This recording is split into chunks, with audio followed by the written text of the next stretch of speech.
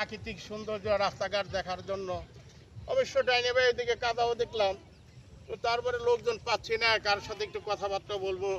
আরে ওয়ালাইকুম আসসালাম, কেমন আছো? এই তো আলহামদুলিল্লাহ ভালো। আপনি ভালো আছেন? হ্যাঁ আলহামদুলিল্লাহ ভালো আছি। এখন কি গ্রামেই থাকেন নাকি? হ্যাঁ এখন তো গ্রামে থাকার জন্য আসছি। এই যে তোমারে পাইলাম, খুব ভালো লাগলো। হ্যাঁ এই দেখো, এই যে সুন্দর দৃশ্যগুলা, এগুলো তো শহরে পাওয়া যায় না। হ্যাঁ ওই যে দেখলাম ওখানে যে কি বলে কালভার্ট হওয়ার কথা ছিল, ওখানে নাই। হ্যাঁ এই যে রাস্তাটা হয়েছে এখানে সুন্দর, ভালোই লাগলো। তবে ভবিষ্যতে রাস্তাটা হয়তো বড় হবে। হ্যাঁ চলো সামনের দিকে আমরা একটু হাঁটি।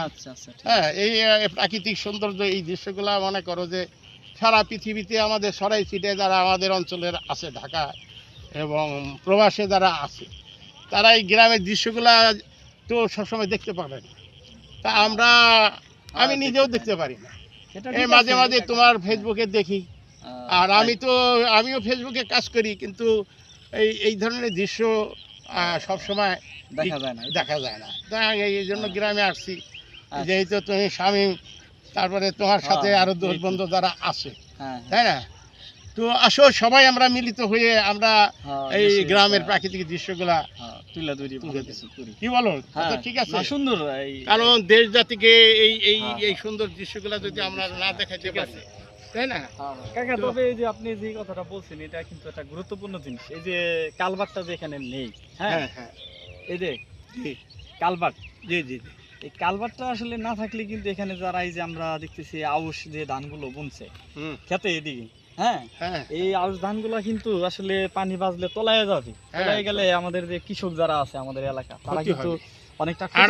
আরেকটা বিষয় তোমাকে স্মরণ করে দিই, খুব জরুরি। এই যে বারোখালী থেকে বাজার থেকে যে আলালপুর পর্যন্ত, আবার বারোখালী থেকে শিগিরপাড়া, ঠিক আছে, আবার বারোখালী থেকে কটুরি বেরিবাস এবং সোনাবাজার থেকে সেই বাররা ঘাট পর্যন্ত এই রাস্তার ভিডিওটা আমি সহ অনেকেই ভিডিও করে থাকি।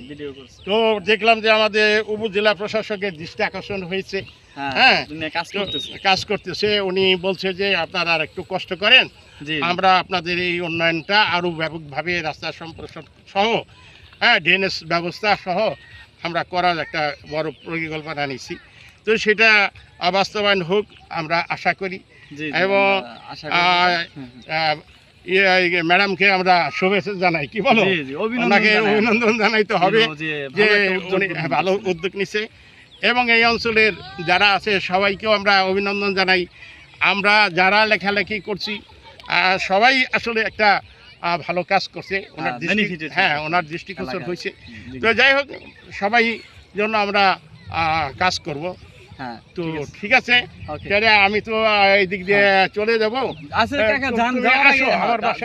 যেটা বলছিলাম যে আমাদের এই ভিডিওটি মূলত আসলে যারা দেখবেন, যারা কর্তৃপক্ষ রয়েছেন, বিশেষ করে আমাদের দহার নবাবগঞ্জের, বিশেষ করে নবাবগঞ্জের যে ইউনো মহোদয়, ওনার প্রতি আমাদের একটা করজোর মিনতি থাকবে যে আমাদের যে ঘোষাল থেকে এই বারোয়াখালী সোজা রাস্তাটা, এখান দিয়ে বামহাটির যে মাথাটা, এখানে যে কালভার্টটা হওয়ার কথা ছিল, সেখানে কিন্তু আসলে কালভার্ট হয়নি। এই কারণে কিন্তু দুদিকের মানুষ কিন্তু খুব চলাচল করতে অসুবিধা হয়, হেঁটেও যাওয়া যায় না।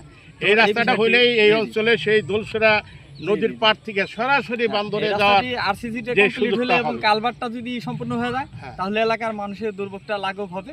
তো উনি ওনার নিজ দায়িত্বে এলাকাটি পরিদর্শন করে উনি যেন একটা ভালো ব্যবস্থা গ্রহণ করেন। ঠিক আছে, সবাই ভালো থাকবেন। আল্লাহ হাফেজ। ওকে, আল্লাহ হাফেজ।